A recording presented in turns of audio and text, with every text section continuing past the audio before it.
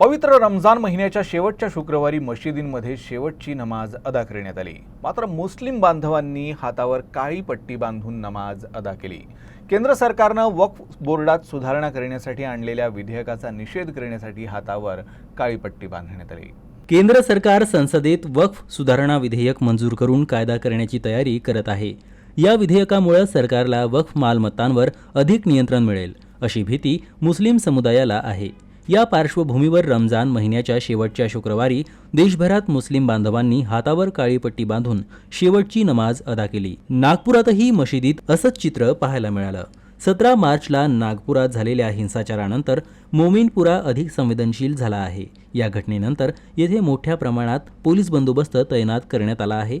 वक्फ मालमत्ता आणि त्यांचं व्यवस्थापन हा मुस्लिम समुदायासाठी एक महत्त्वाचा मुद्दा आहे। त्यामुळे देशभरात या विधेयकाविरुद्ध संताप व्यक्त केला जातोय।